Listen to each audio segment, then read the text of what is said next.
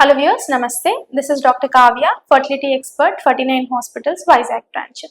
నేను ఈ వీడియోలో మీకు మెయిల్ ఇన్ఫర్టిలిటీ అంటే మగవాళ్ళలో ఎటువంటి సమస్య ఉంటే ప్రెగ్నెన్సీ అనేది రాదు, ఎటువంటి ట్రీట్మెంట్స్ అనేది వాళ్ళకి అవసరం పడుతుంది చెప్పాలనుకుంటున్నాను. జనరల్లీ మగవాళ్ళలో ప్రాబ్లం అనేది అసలు ఎందుకు వస్తుంది, ఎటువంటి కారణాల మూలంగా వస్తుంది అనమాట. ఫస్ట్, మగవాళ్ళలో హార్మోనల్ ఇంబ్యాలెన్స్ మూలంగా వచ్చే అవకాశం అనేది ఉంటుంది. సెకండ్ థింగ్, టెస్టిస్ లో అబ్నార్మాలిటీస్ అంటే టెస్టిస్ సైజ్ తక్కువ ఉండటం వల్ల కానీ, లేదు టెస్టిస్ చుట్టూతా ఉండే బ్లడ్ వెజల్స్ అబ్నార్మల్ గా ఉండడం వల్ల కానీ, లేదు టెస్టిస్ నుంచి బైపాస్ అంటే మనకి ఏదైనా సరే ఒక ట్యూబ్ లా ఉంటుంది అనమాట. టెస్టిస్ నుంచి స్పర్మ్ వీరకణం అనేది బయటికి రావాలి అంటే వాటిని వాస్ డిఫరెన్స్ అంటారు. ఆ ట్యూబ్ లో బ్లాక్ ఉండడం వల్ల కానీ వీరకణాలు అబ్నార్మల్ గా ఉండే అవకాశం అనేది ఉంటుంది అనమాట. Third category of patients, abnormality ఒకటే కాదు, వీరకణాలు జీరో ఉంటాయి. ఈ పర్టికులర్ పేషెంట్స్ ని అజూస్పర్మియా అంటారు అనమాట. సో ఈ రకరకాల పేషెంట్స్ ని ట్రీట్ చేయడం అనేది ఎలా, అసలు వీళ్ళని ఎలా ఐడెంటిఫై చేస్తాం? మెయిన్ మగవాళ్ళలో ఏదైనా ప్రాబ్లం ఉందా అని తెలుసుకోవడానికి చేసే టెస్ట్ ని సెమెన్ అనాలిసిస్ అంటారు, అంటే వీరకణాల పరీక్ష.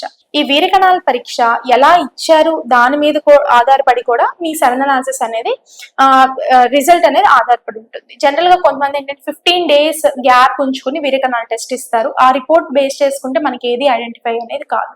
సో ఆల్ గైడ్ లైన్స్ ప్రకారం భార్యాభర్తలు కలిసిన తర్వాత 2 days నుంచి 5 రోజు మధ్యలో వీరకణాల టెస్ట్ ఇచ్చుకున్నట్లు అయితే ఆ రిపోర్ట్ అనేది మనం నార్మల్ రిపోర్ట్ గా భావిస్తాం అనేది జరుగుతుంది. ఈ రిపోర్ట్ లో ముఖ్యంగా చూసేది ఏంటంటే శుక్రకణాలు అంటే ఎంత బాగున్నాయి, నెంబర్ బాగుందా లేదా, కదలికలు మూవ్మెంట్ అనేది బాగుందా లేదా, నార్మల్ ఫ్యాక్టర్స్ బాగున్నాయా లేదా అని చూడటం అనేది జరుగుతుంది అనమాట. ఈ ప్రకారంగా ఈ రిపోర్ట్స్ చూసుకున్న తర్వాత ఫర్దర్ ఇన్వెస్టిగేషన్స్ అనేది రిక్వైర్మెంట్ బట్టి పేషెంట్ కి ఇవ్వడం అనేది జరుగుతుంది. అంటే కొంతమందికి వీరకణాల నెంబర్ కదలికలు తక్కువ ఉండటం అనేది జరుగుతుంది.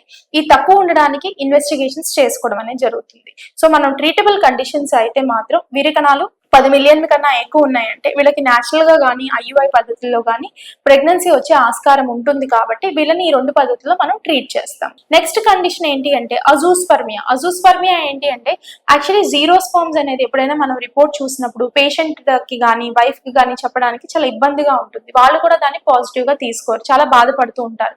మనం అజూస్పర్మియా పేషెంట్స్ అందరికీ ప్రెగ్నెన్సీ రాదా, మాకు ప్రెగ్నెన్సీ వచ్చే అవకాశం లేదా అని చెప్పి అడుగుతుంటారు. సో అజూస్పర్మియా వచ్చిన పేషెంట్స్ కూడా ట్రీట్మెంట్ అనేది ఉంటుంది. ఇది డిఫరెంట్ టైప్స్ ఆఫ్ ట్రీట్మెంట్ అనేది ఇవ్వడం అనేది జరుగుతుంది.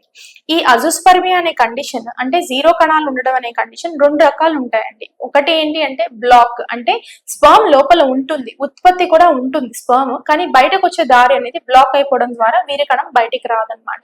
ఈ కండిషన్ అనేది కొంచెం ఈజీలీ ట్రీటబుల్.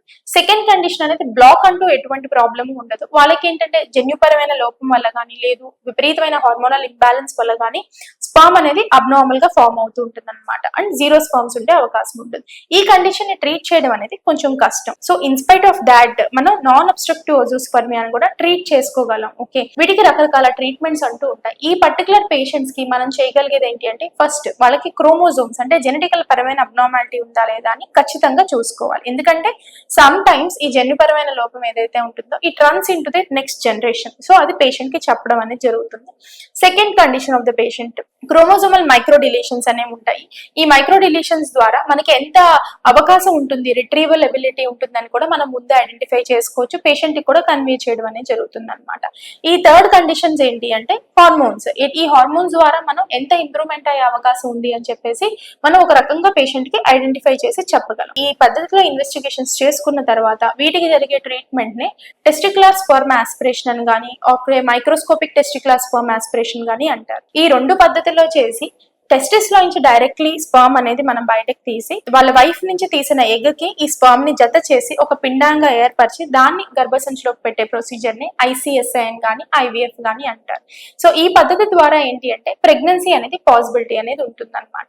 ఇన్ కేస్ మనకి స్పర్మ్ రిట్రీవర్ అవ్వలేదు, ఓకే అంటే ఇంకా ఏదైనా ప్రాబ్లమ్స్ ఉందన్న ఐడెంటిఫై చేయడానికి వేరే టెస్ట్ కూడా మనం చేసుకోవాల్సి వస్తుంది. మైక్రో సర్జికల్ ప్రొసీజర్స్ ద్వారా, మైక్రో సర్జరీ చేయడం ద్వారా స్పర్మ్ ఎక్కడ ఉందో ఐడెంటిఫై చేసుకోవడం అనేది కొత్తగా వచ్చిన ప్రక్రియ. ఈ ప్రక్రియ ద్వారా ఏంటి అంటే స్పర్మ్ ని కరెక్ట్ గా ఐడెంటిఫై చేసి బయటకు తీయడం ద్వారా ఎక్కువ ఛాన్సెస్ ఆఫ్ ప్రెగ్నెన్సీ వాళ్ళ ఓన్ స్పర్మ్ తో వచ్చే అవకాశం అనేది ఉంటుంది అనమాట. సో అజూస్పర్మియా ఉంది, లేదు వీరకణాలు తక్కువ ఉన్నవి.